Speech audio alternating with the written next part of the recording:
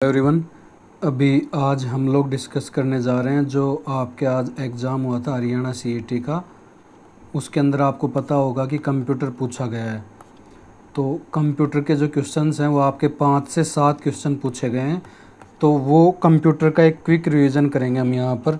जो भी जल्दी से रिवीजन हो पाएगा वो एक क्विकली रिवीजन होगा ये। और आपको इसको बता दूँ, इसकी पीडीएफ आपको टेलीग्राम ग्रुप के अंदर मिल जाएगी। टेलीग्राम ग्रुप का लिंक आपको कमेंट सेक्शन के अंदर पिंड मिलेगा।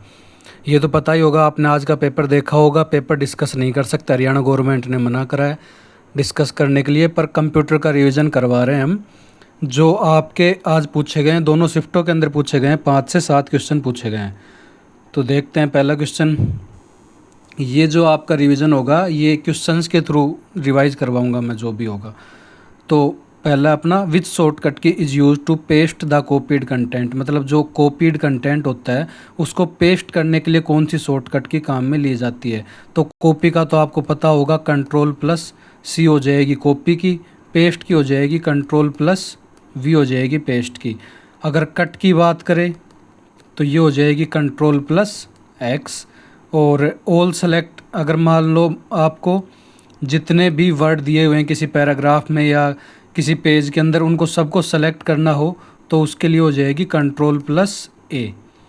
बोल्ड करना हो, बोल्ड इन द सेंस मतलब वर्ड, MS वर्ड हो गया, एक्सेल हो गया, पावर पॉइंट हो गया, या जनरली बोल्ड करना हो तो उसके लिए हो जाती है आपकी Ctrl+B।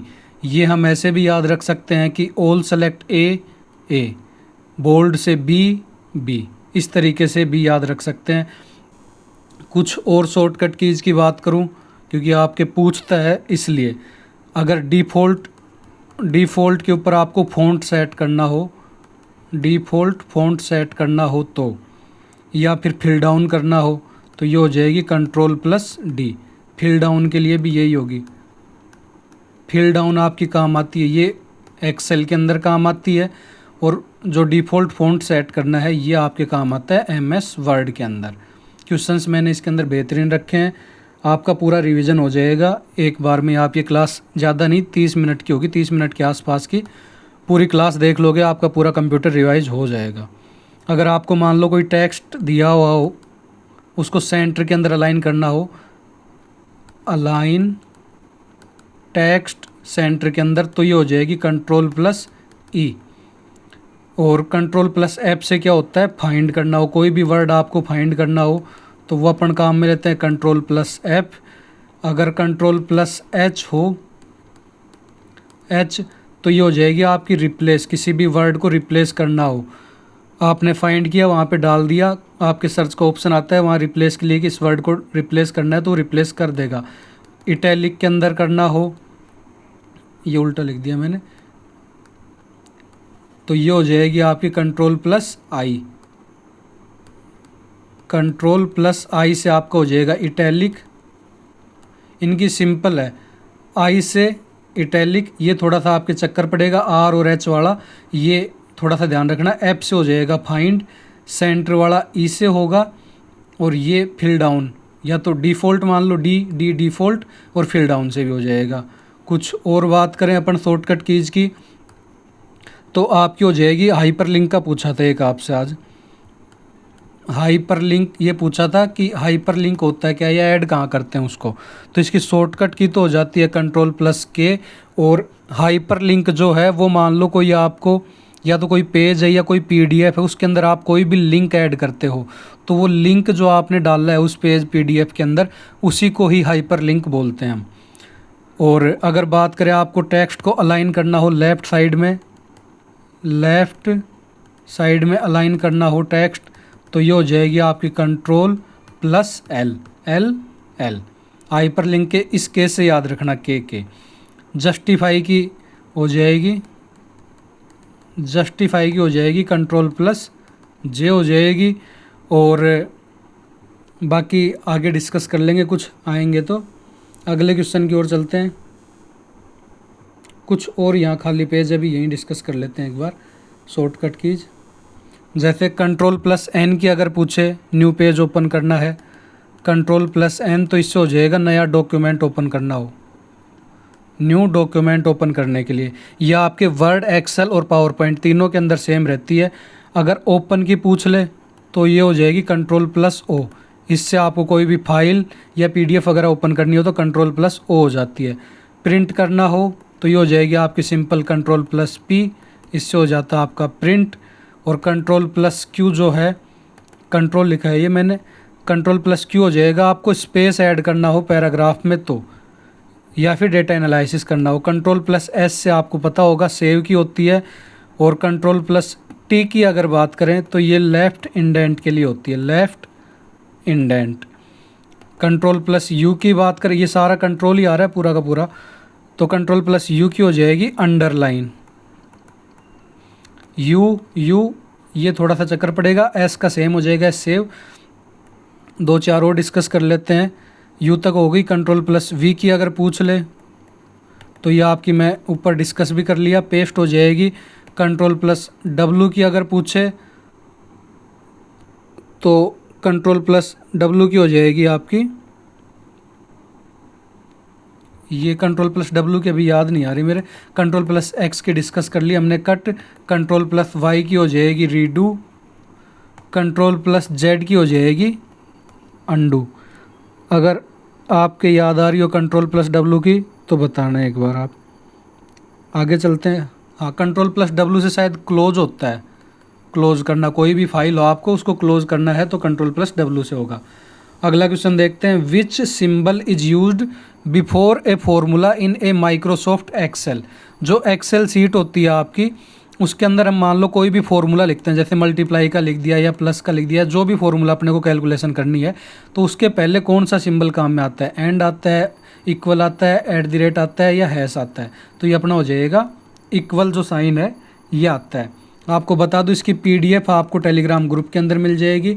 और आप लोग अगर चैनल के ऊपर नए हों तो चैनल को सब्सक्राइब ज़रूर कर लेना। और अगर वीडियो पसंद आ रही हो तो वीडियो को लाइक कर देना। यह आपके जो कल एग्ज़ाम होगा उसके लिए है ये वीडियो, तो इसको एक बार देख लेना आप। मैक्सिमम जूम परसेंटेज पूछिए आपसे MS वर्ड की, तो वर्ड और एक्सेल दोनों की बात कर लेता हूँ मैं यहाँ पर। वर्ड की तो हो जाएगी आपके 500% और एक्सेल और पावर पॉइंट की हो जाएगी 400%। ये हो जाती है इनकी मैक्सिमम जूम परसेंटेज। अगला क्वेश्चन देखते हैं।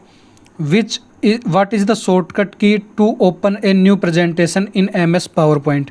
MS पावर पॉइंट के अंदर नई प्रेजेंटेशन ओपन करना हो आपको तो उसके लिए शॉर्टकट की क्या है? अभी अपन ने ऊपर डिस्कस करी है, ये कंट्रोल+N हो जाती है अगर नई प्रेजेंटेशन ओपन करनी हो तो। ये हमने डिस्कस कर लिया। और अगर आपसे पूछे कि एग्जिस्टिंग प्रेजेंटेशन ओपन करनी हो, मतलब जो पहले से प्रेजेंट है उसको अगर ओपन करना है तो उसके लिए कौन सी शॉर्टकट की काम में लेंगे? तो ये हो जाएगी आपकी कंट्रोल+O। सेव की हमने डिस्कस कर ली, कंट्रोल+F हो जाएगी। और क्लोज की बताई दी मैंने, कंट्रोल+W। एक आपसे पूछता है पावर पॉइंट के अंदर ही नई स्लाइड ओपन करनी हो, न्यू स्लाइड, तो ये हो जाएगी आपकी कंट्रोल+M। नई स्लाइड के लिए कंट्रोल+M हो जाएगी। और अगर स्लाइड को स्टार्ट करना हो, स्लाइड को स्टार्ट मतलब जो प्रेजेंटेशन है उसको स्टार्ट करनी हो, तो प्रेजेंटेशन स्टार्ट करनी है तो उसके लिए हम F5 दबाते हैं। और अगर इसको बंद करनी हो, इसको क्लोज़ करना हो, क्लोज़ की पूछता है तो तब दबाते हैं हम ESC, एस्केप दबाते हैं क्लोज़ करने के लिए स्लाइड शो को। और मान लो आपसे पूछ ले कि करंट जो स्लाइड है वहाँ से अगर स्लाइड शो चालू करना है, करंट स्लाइड से अगर स्लाइड शो चालू करना हो तो ये अपनी हो जाती है शिफ्ट के साथ F5 दबाते हैं अपन, तो ये हो जाएगी जो करंट स्लाइड है उससे। और ये ESC का मैंने बता दिया, स्लाइड शो को एंड करना हो तो ESC हो जाती है। अगले क्वेश्चन की ओर चलते हैं। एक आपसे शॉर्टकट की पूछ लेता है कि जो आपकी पावर पॉइंट है उसको ओपन कैसे करते हैं, या एक्सेल को ओपन कैसे करते हैं, या वर्ड को ओपन कैसे करते हैं। तो देखो इनकी कोई डायरेक्ट शॉर्टकट की तो है नहीं, बाकी आपके ऑप्शन में लिखा हुआ आएगा Window+R। जैसे ही हम दबाते हैं कंप्यूटर के अंदर, ये विंडोज़ की है, R जो बटन है, तो अपने पास में एक सर्च का डायलॉग बॉक्स ओपन होगा, सर्च करने का बॉक्स ओपन होगा। यहाँ अपन टाइप कर देते हैं जो अपने को ओपन करना हो। अगर पावर पॉइंट ओपन करनी है तो पावर पॉइंट लिख देंगे, एक्सेल ओपन करनी हो तो एक्सेल लिख देंगे, और वर्ड ओपन करना हो तो MS वर्ड लिख देंगे। ये हो जाता है अपना शॉर्टकट की का। अगले क्वेश्चन की ओर चलते हैं। Which shortcut key is used to delete a file permanently in Windows. मतलब परमानेंटली से मतलब यहाँ पर ये है कि आपको बिना रिसाइकल बिन में भेजे, बिना रिसाइकल बिन के अंदर भेजे कोई फाइल डिलीट करनी है तो वो कैसे होगी। तो उसके लिए शॉर्टकट की होती है शिफ्ट के साथ अगर डिलीट दबाते हैं तो ये हो जाती है आपकी बिना रिसाइकल बिन के अंदर भेजे फाइल परमानेंटली डिलीट हो जाती है। और डिलीट की अगर बात करें, ये जो फर्स्ट है तो इससे हो जाता है अपना आपको राइट साइड से कर्सर के राइट साइड से डिलीट करना हो। मतलब delete the characters to the right side of cursor. मतलब जैसे ये यूज्ड है कोई भी वर्ड तो अपने को डिलीट दबाना है तो राइट साइड से इधर से जो चीज़ें होंगी वो डिलीट होती चली जाएंगी। अगर बैक स्पेस की बात करें तो ये हो जाएगा लेफ़्ट साइड से डिलीट, लेफ़्ट साइड से डिलीट हो जाता आपका back space. Shift plus delete का मैंने बता दिया आपको। अगले क्वेश्चन की ओर चलते हैं। अगला पूछा है आपसे वायरस की फुल फॉर्म क्या है। अगर आपको वीडियो पसंद आ रही हो तो वीडियो को लाइक ज़रूर कर देना और चैनल को सब्सक्राइब कर देना। इसकी PDF आपको टेलीग्राम ग्रुप में मिल जाएगी और टेलीग्राम ग्रुप का लिंक आपको कमेंट सेक्शन के अंदर पिंड मिलेगा। ये क्विक रिवीजन है जो आपका कल एग्ज़ाम है उनके लिए है, जो 27 का एग्ज़ाम है, क्योंकि आज जो 26 वाली शिफ्ट है इनके अंदर हमें 5 से 7 क्वेश्चन जो हैं अपने कंप्यूटर के देखने को मिले हैं, तो इसलिए क्विक रिवीजन करवा रहे हैं। तो वायरस की फुल फॉर्म हो जाती है vital information resource under seize. यहाँ लिख देता हूँ vital information resource under seize. ये तो हो जाती है अपने वायरस की फुल फॉर्म। अगर कुछ और बात करें अपन, एक आपसे पूछता है IP की तो ये हो जाएगी इंटरनेट प्रोटोकॉल। इंटरनेट प्रोटोकॉल हो जाती है IP की। ALU की पूछ लेता है तो ये हो जाएगी अर्थमेटिक लॉजिक यूनिट जो है ये ALU की हो जाएगी। ALU का बता दो आपको ALU कहाँ होता है। ये अपना मान लो CPU है। CPU की तो फुल फॉर्म आप जानते ही होंगे, सेंट्रल प्रोसेसिंग यूनिट। CPU की फुल फॉर्म होती है सेंट्रल प्रोसेसिंग यूनिट। इसके अंदर होते हैं 3 पार्ट CPU के। एक होता है ALU जो अर्थमेटिक लॉजिक यूनिट बताया, ये क्या काम करता है, ये आपके कैलकुलेशंस करता है। तो ये पूछ चुका है आपके कि अर्थमेटिक लॉजिक यूनिट क्या काम करता है। ये कैलकुलेशंस जो होती है उनको परफॉर्म करता है। मतलब कैलकुलेशन मतलब घटा भाग, घटा होना, भाग, जोड़, गुणा, ये सब। कंट्रोल यूनिट होती है एक, ये क्या करती है, कंट्रोल करती है। कंट्रोल किसको करेगी, कितना डेटा फ्लो होगा, डेटा फ्लो को कंट्रोल करती है कंट्रोल यूनिट। डेटा फ्लो को कंट्रोल करना कि कितना डेटा बस के अंदर जाएगा आएगा, उसको कंट्रोल करती है कंट्रोल यूनिट। एक होता है इसका रजिस्टर। अगर आपसे पूछे कि सबसे छोटा जो इकाई वो मतलब मेमोरी का है तो ये कौन सा है, तो ये रजिस्टर हो जाएगा अपना सबसे छोटा पार्ट। एक इसके अंदर होती है कैशे मेमोरी। कैशे मेमोरी क्या काम करती है, ये इसका जो आपको मान लो जैसे कोई आपने कोई भी ऐप ओपन करा या कोई भी फंक्शन ओपन किया तो वो शॉर्ट टाइम के लिए इसके अंदर स्टोर कर लेता है अपना CPU, छोटे मतलब टर्म के लिए। तो ये होती है अपनी कुछ टाइम के लिए मेमोरी सेव करती है, स्मॉल मेमोरी होती है। जैसे ही अपना वोलेटाइल बोल सकते हो आप इसको। अगर आपने पावर कट कर दी, कैसे मेमोरी को पावर कट कर दी तो आपका पूरा डेटा चला जाएगा। रैम ही होती है एक तरीके की, पर रैम से बहुत छोटी होती है। ये फास्ट जो आपकी कैलकुलेशन या स्पीड है उसके लिए काम आती है। एक आपसे पूछता है बिट की फुल फॉर्म क्या है। जो बिट होती है आपके मेमोरी की यूनिट, इसकी पूछ लेता है तो ये हो जाती है अपनी बाइनरी डिजिट। बिट की फुल फॉर्म हो जाएगी। एक आपसे पूछ लेता है XML की तो ये हो जाएगी extensible markup language. Extensible markup language हो जाती है XML की। आगे चलते हैं, आगे स्पेस है तो कुछ और डिस्कस कर लेते हैं। आपके AP की हो जाती है एक्सेस पॉइंट। एक्सेस पॉइंट हो जाती है एपी की। और सीडी की अगर बात करें तो सीडी की हो जाएगी कॉम्पैक्ट डिस्क। डीवीडी की अगर पूछ ले तो डीवीडी की हो जाएगी digital versatile disc. Versatile disc हो जाती है डीवीडी की। एक आपसे पूछता है डीएनएस की, बहुत बार पूछता है, तो डीएनएस की हो जाएगी डोमेन नेम सिस्टम। मतलब क्या होता है इसका, मतलब आपकी जो ये आपकी होती है वेबसाइट वगैरह, उनको एक डोमेन मिलता है, उसी को हम बोलते हैं, जो ये नेम प्रोवाइड करता है उसको बोलते हैं डीएनएस। डोमेन जो होता है आपकी वेबसाइट को मिलता है उसको बोलते हैं डीएनएस। तो ये वेबसाइट से रिलेटेड है। अभी देखा है ये कि जो है स्टेटमेंट बेस्ड क्वेश्चन आ रहे हैं, तो आपसे पूछ रहा है कि ये किससे एसोसिएटेड है। जो आपका हाइपर लिंक वाला क्वेश्चन था उसमें भी यही पूछा था कि ये किससे एसोसिएटेड है। शॉर्ट इसकी नहीं पूछी थी, शॉर्टकट की। तो ये हाइपर लिंक मैंने बता दिया आपको कि जो पीडीएफ वगैरह के अंदर लिंक ऐड करते हैं उससे। तो ऐसे ही ये वेबसाइट से रिलेटेड है डीएनएस। डीवीडी का आप सब जानते हो, यूज़ करी आपने पहले, अभी बंद हो गई। सीडी जो है आपकी डीवीडी के अंदर डलती थी। एक्सेस पॉइंट क्या होता है, ये आपके जो वेबसाइट होते हैं उनको मिलते हैं एक्सेस पॉइंट एपी। कुछ और बात करें सीएसएस की तो ये हो जाएगी cascading style seat. Cascading style seat हो जाती है सीएसएस की। एक फैक मतलब जो आप जैसे कोई भी वेबसाइट वगैरह या कुछ देखते हो ऐप वगैरह, तो उसके अंदर नीचे लिखा हुआ रहता है फैक।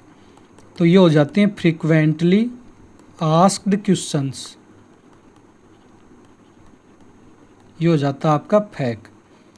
एक आपसे पूछता है एचडीडी की क्या होती है, तो ये हो जाएगी hard disk drive. Hard disk तो जानते होगे आप, आपके कंप्यूटर में आती है, वैसे भी मिलती है, मेमोरी को स्टोर करते हैं। 1 TB 2 TB ऐसे आती है, ये 500 GB 512 GB इस तरीके से आती है हार्ड डिस्क। ये बता दूं किस तरीके की होती है अगर आपसे पूछ ले, क्योंकि स्टेटमेंट बेस्ड पूछ रहा है। तो ये क्या होता है, एक ऐसे मान लो अपनी डिस्क टाइप से होती है, इसके अंदर एक मैग्नेटिक टेप लगी रहती है। जो मैग्नेटिक टेप क्या करती है, रोटेट करती है। ये रोटेट करती है, रोटेट कर करके इसकी जो टेप होती है उसके ऊपर डेटा को कलेक्ट करती है रोटेट करके। तो उस डेटा को उसकी टेप के ऊपर चिपका लेगी और फिर धीरे धीरे ऐसे स्टोर करती जाती है डेटा को रोटेट कर करके। जब अपन डेटा व्यू करते हैं तो ये वापस से रोटेट करती है। तो एक तरीके से अपन ये मान सकते हैं कि इसके अंदर रोटेटिंग पार्ट होता है, जो जिसकी वजह से हार्ड डिस्क थोड़ी जल्दी ख़राब हो जाती है। आपके 4 से 5 साल होती है इसकी लाइफ। वहीं अगर सॉलिड स्टेट ड्राइव की बात करें एसएसडी, ये भी आपके स्टोरेज ही डिवाइस है, पर इसके अंदर कोई भी मूविंग पार्ट नहीं होता। इसके अंदर सारे स्टैटिक मतलब स्टैटिक पार्ट होते हैं। इसके अंदर ये मूव करके नहीं, ये डायरेक्ट छापती है डेटा को, ऐसे समझ लो आप। तो ये हो जाती है सॉलिड स्टेट ड्राइव, इसीलिए ये कॉस्टली आती है और ये थोड़ी सस्ती आती है आपके। अगले क्वेश्चन की ओर चलते हैं। अगला क्वेश्चन है the memory which does not lose its content on failure of power supply is known as. मतलब आपसे ये बोल रहा है कि ऐसी कौन सी मेमोरी है जो अपन पावर सप्लाई अगर कट कर दे, पावर सप्लाई फेल हो जाए, तो उसके जो डेटा हैं उनको लूज नहीं करती डेटा को। तो ये हो जाएगी अपनी डज नॉट लूज, तो ये हो जाएगी नॉन वोलेटाइल। वोलेटाइल मतलब जो लूज कर जाए, वोलेटाइल मतलब जो डेटा को लूज कर जाए, डेटा लूज कर दे पावर कट होते ही, पावर कट होते ही या कंप्यूटर बंद कर दो जब। रैम की आप जानते होगे, रैंडम एक्सेस मेमोरी हो जाती है। इसके 2 पार्ट होते हैं, एस रैम और डी रैम। एस रैम और ये हो जाता है अपना डी रैम।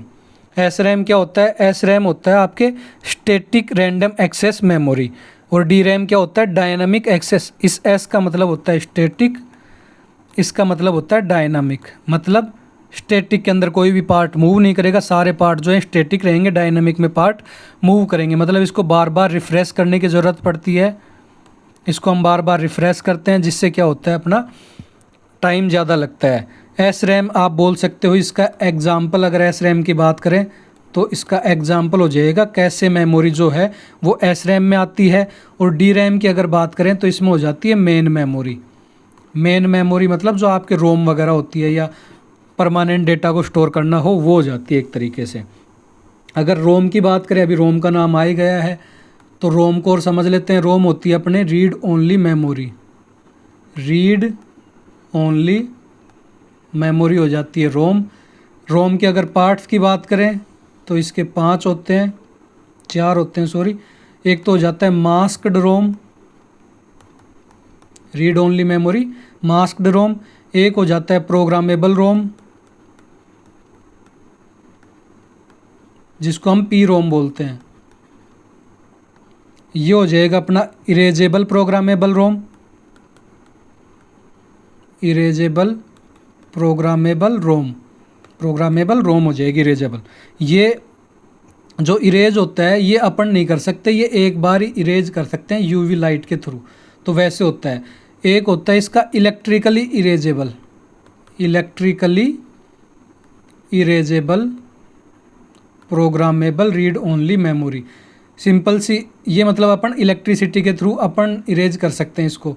ऐसे याद कर लो, एम रोम हो गई, पी रोम हो गई, यहाँ पर ई पी रोम हो गई, इसके ही आगे ई लगा दिया, फिर ये ई है इसके आगे एक और ई लगा दिया, ये हो जाती है अपनी। अगले क्वेश्चन की ओर चलते हैं। अगर आपको कंटेंट पसंद आ रहा हो, वीडियो पसंद आ रही हो तो वीडियो को लाइक और चैनल को सब्सक्राइब ज़रूर कर देना। आपका एक सब्सक्राइब और लाइक हमें मोटिवेट करता है, आपके लिए पूरी मेहनत करी जाती है सारी की सारी। और आपको इसकी PDF टेलीग्राम ग्रुप के अंदर मिल जाएगी। टेलीग्राम ग्रुप का लिंक आपको कमेंट सेक्शन के अंदर मिल जाएगा, वहाँ से टेलीग्राम ग्रुप ज्वाइन कर लेना आप। और ये मैं फिर से बता रहा हूँ, जो आपका कल एग्ज़ाम होगा 27 जुलाई वालों का, जिनका भी एग्ज़ाम है उनके लिए है ये, क्योंकि आज 5 से 7 क्वेश्चन अपने को देखने को मिले हैं कंप्यूटर के, इसलिए। स्मॉलेस्ट यूनिट पूछी है अपने से मेमोरी की, तो अभी अपन ने ऊपर डिस्कस करी। बिट, जिसको हम बोलते हैं बाइनरी डिजिट, सबसे छोटी ये होती है। बिट से बड़ी हो जाती है अपनी निब्बल, निब्बल से बड़ी हो जाती है बाइट, बाइट से बड़ी हो जाती है किलोबाइट, किलोबाइट से बड़ी हो जाती है मेगाबाइट, मेगाबाइट से बड़ी हो जाएगी गीगाबाइट, जीबी जिसको हम बोलते हैं गीगाबाइट से बड़ी हो जाएगी टेराबाइट, टीबी बोलते हैं हम जिसको। टेराबाइट से बड़ी हो जाएगी पीबी, पेटाबाइट। पीबी से बड़ा हो जाएगा एक्साबाइट, ईबी। ईबी से बड़ी हो जाएगी जेडबी, और जेडबी से बड़ी हो जाएगी YB. ZB zettabyte, YB yottabyte, zettabyte yottabyte. जो ये लास्ट के हैं जैसे PEZY, इसको हम ऐसे भी याद रख सकते हैं पेजी से, लास्ट वालों को, क्योंकि यहाँ तक तो आप नॉर्मली यूज़ करते हो। GB आपके TB हो गया, GB आपके फ़ोन में आता है तो GB TB यहाँ तक यूज़ करते हो। आगे दिक्कत आती है इनकी, और एग्जामिनर भी यहाँ से पूछता है, तो ये हो जाएगी अपनी पेजी से याद कर लेते हैं हम। अगर कोई पूछ ले कि ये कितने बिट की क्या होती है, तो बिट का तो 1 बिट हो ही गया अपना। ये निब्बल के अंदर पूछे तो निब्बल के अंदर हो जाती है 4 बिट। बाइट की अगर पूछे तो इसमें हो जाती है 8 बिट। यहाँ 4 बिट है, 8 बिट, फिर यहाँ से शुरू हो जाती है अपना 1024 वाला, जो पहले वाला है इसी के आगे, मतलब 1024 बाइट, फिर यहाँ आ जाएगा 1024 किलोबाइट, यही आगे लिखते जाएंगे ऐसे 1024 ऐसे मेगाबाइट, यहाँ आ जाएगा गीगाबाइट, यहाँ आ जाएगा टेराबाइट। समझ गए होंगे आप, इस तरीके से चलता जाएगा ये। अगले क्वेश्चन की ओर चलते हैं। Which device can work as both input and output device. Input और आउटपुट डिवाइस की तरह दोनों कौन सा काम कर सकता है, तो ये हो जाएगा अपना टच स्क्रीन। जो आपके मोबाइल का टच होगा उसमें देखते हो आप उसके अंदर मूवी वगैरह देख भी सकते हो, और किसी को फ़ोन मिलाना हो या मैसेज टाइप करना हो तो यहाँ पर आप टाइपिंग भी कर सकते हो। सारी चीज़ें होती हैं, इसलिए टच स्क्रीन दोनों तरह काम करता है आपका। प्रिंटर की अगर बात करें तो प्रिंटर हो जाएगा अपना आउटपुट डिवाइस, प्रिंट कर देता है आपका एडमिट कार्ड वगैरह, कोई भी पेज वेज प्रिंट करना हो वो। स्कैनर जो है आपका स्कैन करता है, चीज़ों को स्कैन करता है, मतलब इनपुट डिवाइस हो जाएगा। मॉनिटर अपना हो जाता है आउटपुट डिवाइस हो जाता है मॉनिटर। अगला क्वेश्चन देखते हैं। अगर आपको वीडियो पसंद आ रही हो तो चैनल को सब्सक्राइब ज़रूर कर देना, वीडियो को लाइक कर देना, और इसकी PDF आपको टेलीग्राम ग्रुप में मिल जाएगी। बाकी इतना ही रखा था मैंने, और अगर कुछ अपडेट होती है तो आपको अपडेट दे देंगे। ये तो आपको पता ही होगा, आपको एडमिट कार्ड जो है इसको दोनों साइड से प्रिंट कर ले जाना है, आगे पीछे दोनों साइड से कलर्ड होना चाहिए, और एक फ़ोटो इसके ऊपर चिपकेगी। एक आपको आईडी कार्ड लेकर जानी है, आप 2 लेकर जाना, मांगी तो एक ही है पर आप 2 ले जाना। फ़ोटो यहाँ चिपक जाएगी इसके ऊपर, और बाकी पेन आपको मिल जाएंगे वहाँ पर एग्ज़ाम हॉल में, वहीं देंगे। तब तक के लिए आपको ऑल द बेस्ट और जय हिंद, जय भारत। अगली वीडियो में मिलते हैं आपसे। All the best guys, thank you.